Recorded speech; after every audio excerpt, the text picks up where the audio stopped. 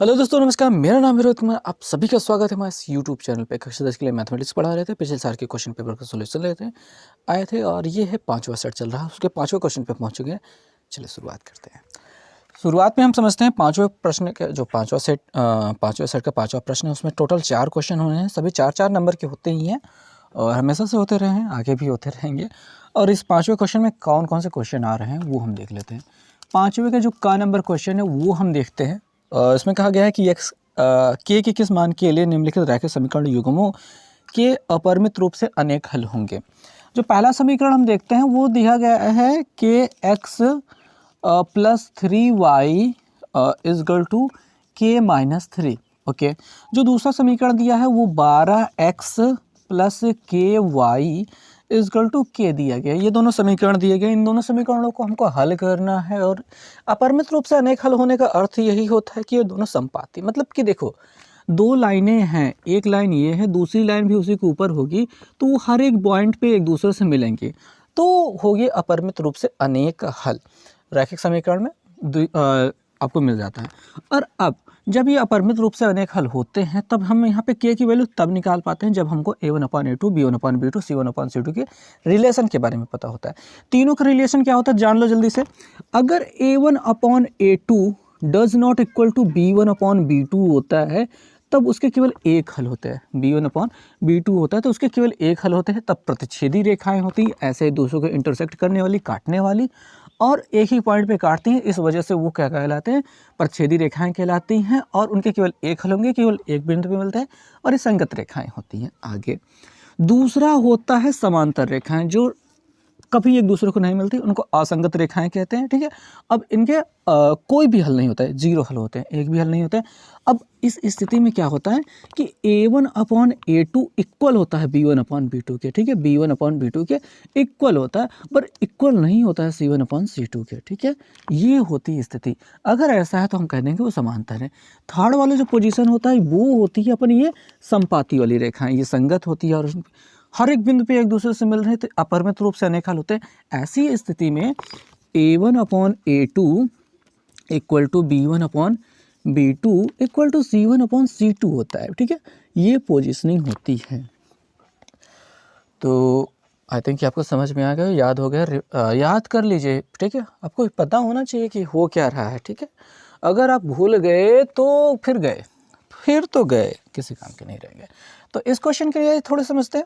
क्या समझना है भाई कि हमारे पास हमको लिखना है यदि ये रेखाएं इन रेखाओं के अपरिमित रूप से अनेक हल होंगे तब a1/a2 b1/b2 c1/c2 तीनों बराबर होंगे, यही हम लिख लेंगे। उसके बाद चीज़ों को रखते हैं। a1 अपना क्या है, k है। ठीक है, और a2 कितना है अपना 12 है, इक्वल टू, और b1 क्या है 3 है और b2 क्या है k है। हालांकि हम c1 को भी लिख सकते हैं, इसको इधर लाते तो ठीक है माइनस में होता, वो भी हम लिख सकते हैं, लेकिन अभी छोड़ो, कोई काम नहीं। इसी से हम k की वैल्यू निकाल सकते हैं। तो k और k का गुणा करेंगे तो क्या मिल जाएगा, k² मिल जाएगा भाई, और 12 दूनी 24 बाती आई 36 मिल जाएगा। और k इक्वल टू क्या हो जाएगा, √36 हो जाएगा। और हाँ भाई, यहाँ पे ही प्लस माइनस लगा लो, और k इक्वल टू क्या हो जाएगा, +-4 हो जाएगा, नहीं 6 हो जाएगा, 36 हो रहा है, 6 हो जाएगा। तो k का जो मान है वो हमको निकालना था, वो क्या मिल गया, +-6 मिल गया। तो यही आपका क्वेश्चन का आंसर रहेगा। तो पूरी बातें समझ में आई, कैसे लिखना है वो भी समझा देते हैं। आपको समीकरण लिखना है, समीकरण 1 और समीकरण 2 लिख लेना है। लिखना है कि अगर यह दोनों समीकरण अपरिमित रूप से, इन दोनों समीकरणों के अपरिमित रूप से अनेक हल होंगे तब ये रेखाएं संपाती होंगे, और इस स्थिति में यही सेम टू सेम छाप लेना है। छापने के बाद a1/a2 b1/b2 का वैल्यू रख देना है। रखने के बाद अपन k का मान निकाल लिए हैं। इस प्रकार से इस क्वेश्चन का हल मिल चुका है और आपको 4 नंबर भी मिल। तो दोस्तों 5वें का ख नंबर जो प्रश्न है उसके बारे में थोड़ा सा समझ लेते हैं। क्वेश्चन में कहा गया है कि सिद्ध कीजिए कि समचतुर्भुज के भुजाओं के वर्गों का योगफल। समचतुर्भुज हम बना लेते हैं। ये हमारे पास समचतुर्भुज हो गया, नाम दे देते हैं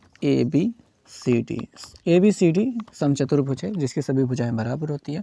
अब इसके भुजाओं के वर्गों का योगफल इसके विकर्णों के वर्गों के योगफल के बराबर होता है। विकर्ण हम यहाँ पे लिख लेते हैं, ऐसे ऐसे बन गया, और यहाँ पे हम O डाल देते हैं। ये हमारा D है, D और O में कन्फ्यूज़न ना रहे। तो ये हो गया विकर्णों का तो हमें बेसिकली हमें प्रूव क्या करना है, हम पहले तो लिख लेंगे दिया है क्या, ए बी सी डी एक समचतुर्भुज है जहाँ पे ए बी बराबर बी सी बराबर सी ए बराबर डी है, ठीक है, सी डी बराबर डी है। विकर्ण ए सी तथा डी भी दिए गए हैं। सिद्ध करना है कि A B square plus B C square plus C D square plus D A square is equal to, ठीक है, उसके भुजाओं के वर्गों का योगफल कह रहा है ना। तो हमें क्या प्रूव करना है, हमें प्रूव करना है A B square plus B C square plus C D square plus D A square is equal to A C square यानी विकर्णों का वर्गों का योगफल बी डी स्क्वायर। ये हमको प्रूव करना है। बात समझ में आ गई ना? जी हाँ, परफेक्टली आपको बात समझ में आ गई होगी।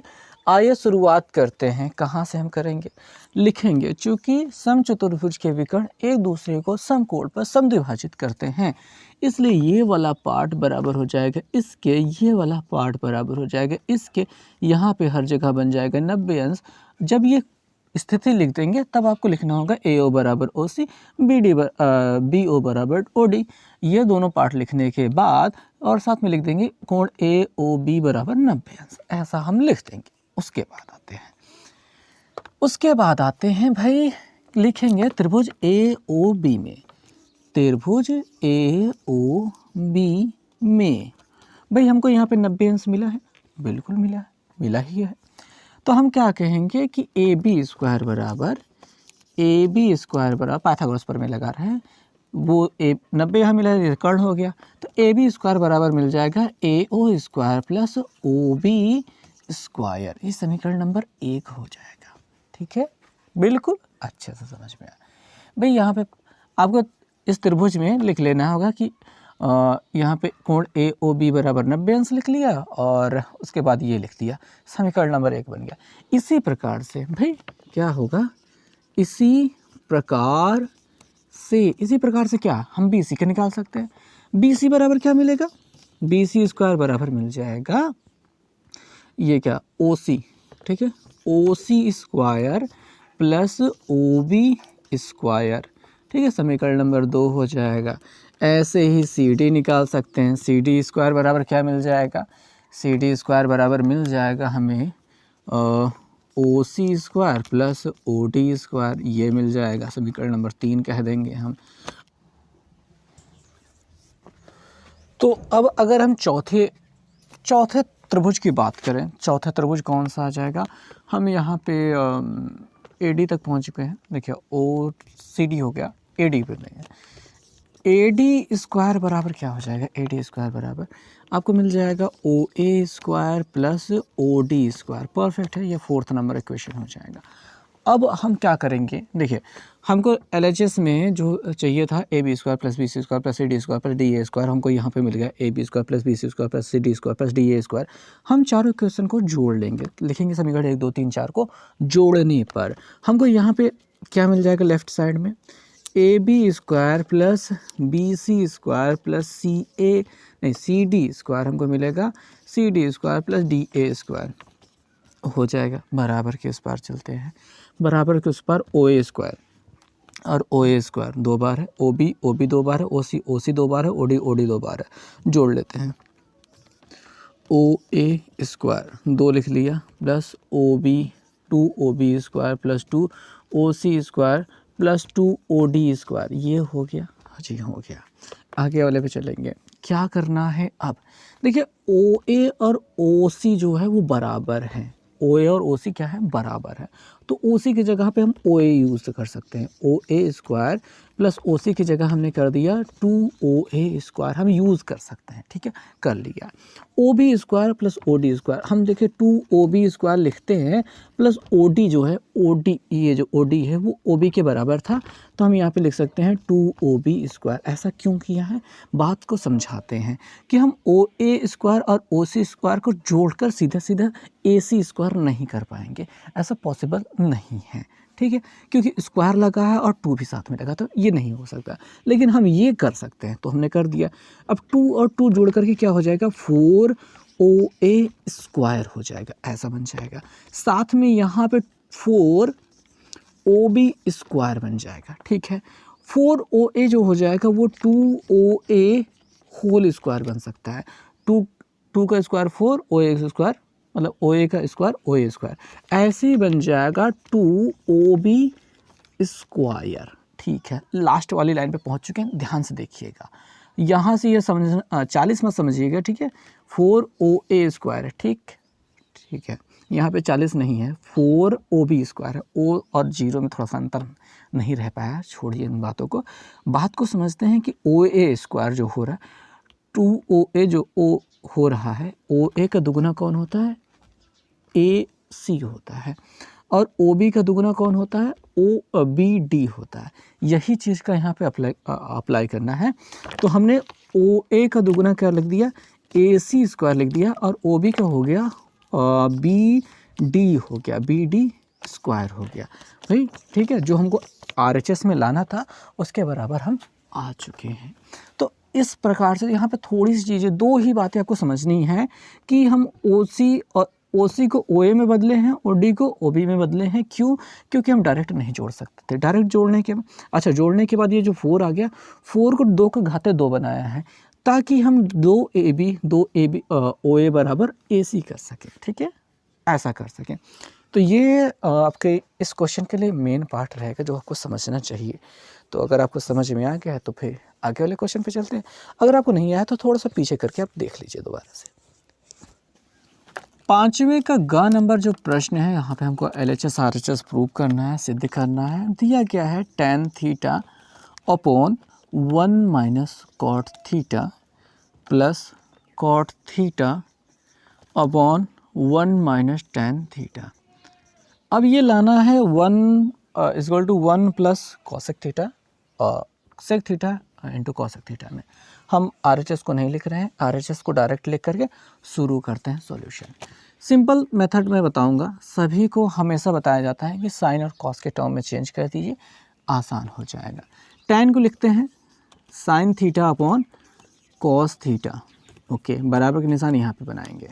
1 माइनस कॉट थीटा बराबर लिखते हैं cos theta upon sine theta plus, यहाँ पे कॉट थीटा बराबर लिखते हैं cos theta upon sine theta, 1 minus यहाँ पे लिख देते हैं साइन थीटा, ये 1 है 4 ना समझ लीजिएगा, sign theta upon cos theta. Perfect काम है। आइए आगे शुरुआत करते हैं, बात को समझते हैं। यहाँ पे तो कुछ नहीं होगा, कुछ नहीं होगा, ठीक है, कुछ नहीं होगा। इसका इधर मल्टीप्लिकेशन हो जाएगा, थोड़ा सा मल्टीप्लिकेशन, और यहाँ पे एडिशन मतलब घटाना वाला काम जो करते हैं उसकी वही वाला काम यहाँ पे करेंगे। ऊपर वाला काम हमने लिख लिया sign theta upon cos theta, ऐसे लिख कर रखे रहते हैं। अभी थोड़ा सा चेंज जब आएगा तब देखा जाएगा। साइन के इधर गुणा हो जाएगा, अपने हो जाएगा साइन थीटा, इसका इधर गुणा हो जाएगा माइनस कॉस थीटा, ये हो गया। और नीचे वाला अपना ये साइन थीटा हो गया, क्या हो गया? साइन थीटा हो गया, प्लस यहाँ पे हमने क्या लिखा है cos theta upon sine theta, ऐसा लिख करके रख लिया है। कॉस थीटा का इधर गुणा हो जाएगा तो कॉस थीटा माइनस अपना हो जाएगा sign theta upon cos theta. अब थोड़ा सा चेंज क्या करेंगे भाई, यहाँ पे ये मैंने गंदा तरीके से लिख दिया, थोड़ा सा अच्छा लिख ही देना चाहिए था हमको। Sine theta upon cos theta ही लिखना चाहिए था, और यहाँ पे cos theta upon sine theta ही लिखना चाहिए था, ताकि आपको अच्छे से समझ में आ जाए। अब बात को समझेंगे। ये जो नीचे वाला साइन है ऊपर चला जाएगा, ये ऊपर वाले पार्ट पे जो कॉस है नीचे आके मल्टीप्लाई कर लेगा। यही काम यहीं पे होगा, ध्यान से समझिए कि कॉस ऊपर जाके गुणा करेगा, साइन इसके साथ आके गुणा करेगा, यही होता है। और अगर आपको नहीं समझ में आ रहा तो ये वाले पार्ट को उलट के गुणा कर लीजिए, ये वाले पार्ट को उलट के गुणा कर लीजिए। साइन ऊपर जाके गुणा करेगा, ये इसके साथ जाके गुणा करेगा, ये इसके साथ गुणा करेगा, तो ऐसा कुछ मिलेगा। ध्यान से समझो, इसका इधर हो जाएगा, ये इसके साथ उलट के गुणा। तो यहाँ पे साइन की जब इसके साथ गुणा हो जाएगा तो क्या मिल जाएगा, साइन स्क्वायर थीटा, और इसका जब इसके साथ गुणा हो जाएगा तो मिल जाएगा cos theta into sine theta minus cos theta. ठीक है, ये मिल जाएगा। प्लस यहाँ पे भी सेम काम, कॉस को ऊपर गुणा हो जाएगा कॉस स्क्वायर थीटा, नीचे क्या हो जाएगा साइन आके गुणा कर देगा, और यहाँ पे साइन थीटा, और ये हो जाएगा cos theta minus sine theta, ये हो गया। थोड़ी सी चीज़ें आइए तब्दीली करते हैं और क्वेश्चन को थोड़ा सा बेहतर बनाने की कोशिश करते हैं। कैसे करेंगे, बात को समझेंगे। स्क्वायर है तो यहाँ पे साइन माइनस कॉस है, यहाँ पे कॉस माइनस साइन है, यहाँ से अगर माइनस कॉमन ले लेंगे तो साइन माइनस कॉस हो जाएगा, साइन माइनस कॉस हो जाएगा, वो बदलना ज़रूरी है। चलिए बदलते हैं। तो हमने क्या किया, ऊपर हमने लिख लिया साइन स्क्वायर थीटा है, नीचे अपने पास यहाँ पे कॉस थीटा था, हमने यहाँ पे sign theta minus cos theta को पड़ा रहने दिया। ठीक है, बिल्कुल अच्छी बात है। यहाँ से हमने माइनस कॉमन लेने की बात की थी, माइनस कॉमन लिया तो प्लस जो हो गया वो माइनस हो गया और ये हिस्सा बदल गया, उलट गया। ऊपर कॉस स्क्वायर थीटा पड़ा ही रहेगा, नीचे अपना साइन थीटा ऐसे पड़ा ही रहेगा, लेकिन जो बदल जाएगा वो बदल जाएगा sign theta minus cos theta. ये क्रम इन्होंने बदल दिया। हमने इस वजह से बदला ताकि ये दोनों चीज़ें सेम दिखाई देने लगे और जब हम इसमें जोड़ घटाना कर रहे हों तो ज़्यादा कोई तकलीफ़ ना दें हमें। तो आइए हम इनमें एलसीएम लेते हैं। ये दोनों चीज़ें जो कॉमन है उसको हमने एक बार ही लिख लेते हैं, sign theta minus cos theta लिख लेते हैं, लिख लिया हमने। और ये चीज़ें जो कॉमन नहीं उनको मल्टीप्लाई कर लेते हैं, cos theta into sine theta, ये मल्टीप्लिकेशन हो गया। होने के बाद इसका इधर मल्टीप्लिकेशन होना ज़रूरी है, ये इधर जाके मल्टीप्लाई करेगा, ये इधर जाके मल्टीप्लाई करेगा। भाई बात क्या करें, इससे हमने इसी में डिवाइड किया, कॉस थीटा कट गया, ये वाला हिस्सा कट गया, साइन थीटा जो बचा है वो ऊपर जाके मल्टीप्लाई किया तो हो गया साइन क्यूब थीटा माइनस। छोटे से दिमाग में अगर आपको ज़्यादा नहीं समझ में आ रहा तो थोड़ी देर के लिए फोकस कर लीजिएगा, ध्यान दे दीजिएगा, आ जाएगा। इससे जब इसमें डिवाइड किया, मतलब पूरे में डिवाइड किया तो साइन वाला कट गया, साइन माइनस कॉस कट गया, कॉस जो बचा है ऊपर जाके मल्टीप्लाई कर देगा, कॉस पावर 3 थीटा हो जाएगा। परफेक्ट काम हो चुका है। आइए शुरुआत करते हैं आखिरी चरण की। आखिरी चरण में हमें करना क्या है, यहाँ पे ए क्यूब माइनस बी क्यूब हमको मिल रहा है, तो ए माइनस बी कोष्टक में A square plus B square plus A भी होता है। तो यहाँ पे हम करेंगे sine theta minus cos theta और हो जाएगा sine square theta plus cos square theta plus sine theta cos theta, ये हो गया अपॉन यहाँ पे कॉस थीटा साइन थीटा और यहाँ पे sign theta minus cos theta, ऐसे मिलेगा। ये हिस्सा इसके साथ कट रहा है, काट दिया, कट रहा है, मिल रहा है, कट रहा है, कट गया। और sign square theta cos square theta बराबर 1 हो रहा है, हमने कर लिया, plus sine theta cos theta हमने कर लिया upon cos theta sine theta हमने कर लिया। इसको दोनों के साथ भेज देना है, 1 अपॉन कर लेना है साइन थीटा कॉस थीटा अपन कर सकते हैं, ठीक है, और plus sine theta cos theta upon sine theta cos theta कर सकते हैं। कैसे किया ध्यान से देख लीजिए भाई।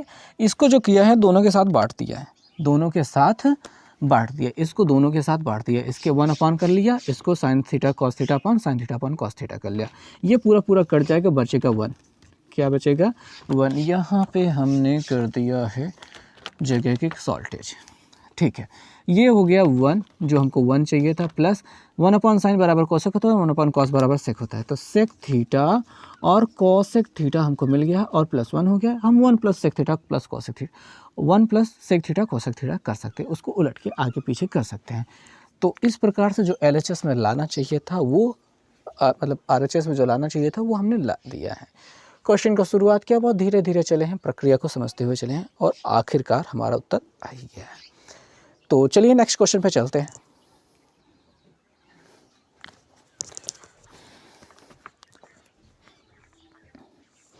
तो दोस्तों जो अगला प्रश्न है 5वें का घ नंबर प्रश्न, वो हम देख पाते हैं। क्वेश्चन में कहा गया है कि निम्नलिखित आंकड़ों का माध्य और बहुलक ज्ञात कीजिए। तो माध्य और बहुलक हमको ज्ञात करना है। चलिए ज्ञात करना शुरू करते हैं। हमने टेबल तो बना ही लिया है भाई। देखो ये जो बारंबारता होती है वो f होता है, हमको x की वैल्यू निकालनी होगी जो कि कहाँ से मिलते हैं भैया, 10 और 20 को जोड़ लेती है, 30 का आधा कितना होता है 15, ठीक है। 15 फिर 10 का अंतर होता जा रहा है, तो अपने यहाँ पे 25 35 45 55 और 65 और 75 कर लेते हैं। और हमारा यहाँ पे मूड तो बिल्कुल नहीं कर रहा है कि हम बहुत ज़्यादा करें, लेकिन फिर भी हम यहाँ पे d बराबर निकाल लेते हैं, x माइनस a पद विचलन विधि लगा लेते हैं, ठीक है। तो हमने बीच वाली गिनती को मान लिया a और यहाँ पे 15 में से जब 45 घटाएंगे तो क्या हो जाएगा भैया, कितना जाएगा 45 से 5 5 0 और कितना मिलेगा 30, माइनस 30 मिल जाएगा, माइनस 20 मिल जाएगा, माइनस 10 मिल जाएगा, 0 मिल जाएगा, 10 20 और 30 मिल जाएगा, ठीक है। और यहाँ पे अब हमको लगा लेना चाहिए FD निकाल लेना चाहिए। अच्छा जी, बात को समझते हैं। जिन बच्चों को ये निकालना नहीं आता है उनके लिए मैं बता दूं कि हमको x में मतलब एक बीच वाली गिनती को a मानना होता है और हर एक x में a को घटा देना। 15 में 45 को घटाओगे तो आपको मिलेगा -30, 25 में 45 को घटाओगे -20, 35 में 45 को घटाओगे -10, 10 है, 16 नहीं है भाई, मेरा 0 और मैं दोनों ही पागल हैं। 45 में 45 घटाने पे 0, 55 में 45 घटाने पे 10, 65 में 45 घटाने पे 20, 65 में 75 में 45 घटाने पे 30 मिल गया। अब निकाल लेते हैं एफ डी। एफ और डी का मल्टीप्लिकेशन 4 तिहाई 12 माइनस 120, 120 है, 8 दुनैया 16 माइनस 160, 10 दहम्मा 100 माइनस 100, ये तो अपना 0 है, ये अपना 10 दहम्मा 100 है, ये 4 दुनैया 8 यानी कि 80 है, ये 30 दुनैया 60 यानी कि कुछ इतना है। आइए देखो भाई, ये प्लस में ये माइनस में कैंसिल हो जाएगा, हमको इनको जोड़ना भी नहीं है, आपको ये गूंजना नहीं, बस समझना है। 60 प्लस और माइनस वाला भी है। अगर हम कहें कि कुछ नहीं, 60 और प्लस माइनस 160 में से 60 गया तो ख़त्म हो गया, खाली -60 बचा। -60 में अपनी यह माइनस नहीं 100 बचा है, 100 में से 80 घटाने पे कितना बचाएगा -20। -20 को जब इसमें जोड़ा जाएगा तो -140 आ जाएगा, -140 आ गया। ठीक है, ये हो गया। अगर ऐसे नहीं जोड़ते बनता है तो डायरेक्ट जोड़ लेते हैं। ये 100 200 300 300 60 20 80 380, 380 में इनको जोड़ देंगे, 8 6 14, 14 10 24 यानी कि 240, घटा लेंगे 0 4 1, 140 मिल गया, वो भी माइनस वाला मिल गया। सिग्मा एफ निकालेंगे, सिग्मा एफ क्या है, इन सभी को जोड़ते हैं। देखो भाई 8 2 10 हो रहा है, 10 10 20 10 30 30 10, अच्छा ठीक है 10 4 4 8 8 2 10 10 20 30 40 50 50 ही तो हो रहा है हमारे ख्याल से, बिल्कुल 8 2 10 हो रहा है और हमने 4 4 8 2 10 का 10 ले लिया, 20 30 40 और 50 हो रहा है। इतना सब कुछ हमको मिल गया। ये सिग्मा एफ डी है। आगे आइए चलते हैं, करते हैं। x बार इजगल टू क्या होता है, a plus sigma F D upon sigma F होता है कि नहीं होता है, बिल्कुल होता है। ध्यान से देखना भाई, मैं देख लूँ फ्रेम में आ रहा है कि नहीं आ रहा है, बिल्कुल आ रहा है। -140 बटे अपना 50 हो जाएगा, उसके साथ a प्लस करना था। a कौन था अपना 45 था, वो हम प्लस करेंगे, काट लिया, 5 से काटेंगे, 5 दूनी 10 दशमलव लग जाएगा और 5 8 40, 2.8 माइनस में मिला है। 45 में से 2.8 को घटा लेंगे। अब यार 45 में से 2.8 को कैसे घटाया जाता है वो हमको तो पता ही नहीं है। 0.0 बचेगा 2 और 4 में से 2 गया 2, 42.2 मिल रहा है आंसर, 42.2 आंसर मिल रहा है। ये हो गया आपका समांतर माध्य। समझ में आ गया, बहुत अच्छी बात है। इस तरह से आपने समांतर माध्य या फिर माध्य निकाल लिया।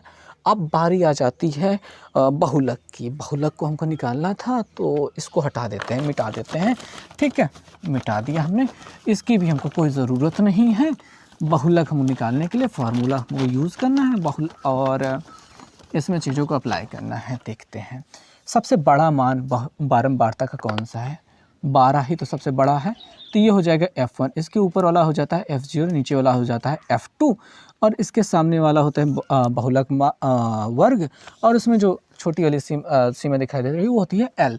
तो बहुलक बराबर क्या होता है, बहुलक बराबर जो फार्मूला होता है वो होता है L plus F1 minus F0 upon 2 F1 minus F0 minus F2 into H। L का मान कितना मिल गया अपना 40 हम रख लेते हैं। क्या रख दिया हमने, 40 हमने रख दिया, प्लस ठीक है F1 का मान कितना है 12 रख दिया, माइनस 10 रख दिया, नीचे 2 गुणते 12 रख दिया माइनस 10, और नीचे वाला भी माइनस 10 हो गया, इनटू कितना अंतर हो रहा था 10 का अंतर हो रहा था, हमने यहाँ पे 10 कर लिया। अभी ये थोड़ा सा गंदा लग रहा है, इसको हटा देते हैं। ओके, ये हट गया, ये फार्मूला हो गया, ये वैल्यूज़ हमने रख दी हैं। यहाँ पे अपने पास 40 हो गया है। ठीक है, 40 हो गया है, हमने रख दिया है मान। अब इसमें करना है जोड़ घटाना गुणा भाग, देखते हैं कैसे हो पाएगा। ओके, तो यहाँ पे 10 है तो अपने पास ये 40 रहेगा, 12 में से 10 गया, कितना मिल जाएगा, 2 मिल जाएगा, 12 तो नहीं है 24 हो रहा है, नीचे 10 10 20 हो रहा है, गुणते अपना 10 तो करना ही है, यहाँ से घटाने के बाद कितना मिल जाएगा, ये 40 हो गया प्लस 2 बटे कितना हो जाएगा, कितना 4 गुणते 10, इससे काटेंगे कितना हो जाएगा 2, 2 से काटेंगे हो जाएगा 5, 45, 40 में 5 जोड़ेंगे तो कितना हो जाएगा 45। ये क्या हो गया अपना बहुलक हो गया, क्या हो गया, बहुलक हो गया। यहाँ पे स्याही थोड़ी सी ख़त्म हो गई थी पर आई थिंक आपको समझ में आ गया होगा। ठीक है, तो भाई बात हो गई आसान। देखो भाई बात ये हो रही है कि ठंडी लग गई मार्कर को और ये सही से चलना नहीं चाह रहा। मैं कितनी भी स्याही भर लूँ पूरा फुल रहता है, पर फिर भी वो थोड़ी देर के बाद कह देता है कि भाई मुझसे ना हो पाएगा। तो आपको ऐसा बिल्कुल नहीं कहना है कि मुझसे ना हो पाएगा, आपको कोशिश करते रहने हैं और एक दिन बेहतर ज़रूर आप हो जाएंगे। मैं भी कोशिश करता हूँ कि बेहतर होता रहूँ। ठीक है, तो इस वीडियो में बस इतना ही। आपको पाँचवें प्रश्न के बारे में जो 4 क्वेश्चन थे आपको समझा दिया, सभी में 4 नंबर आपको मिलने की संभावना पूरी हो चुकी है, जैसा कि आपने समझ लिया है। अगले वाले वीडियो में लगाएंगे 6ठे नंबर क्वेश्चन को और देखते रहिए हमें और मिलते हैं नेक्स्ट वीडियो में। तब तक के लिए बहुत बहुत धन्यवाद।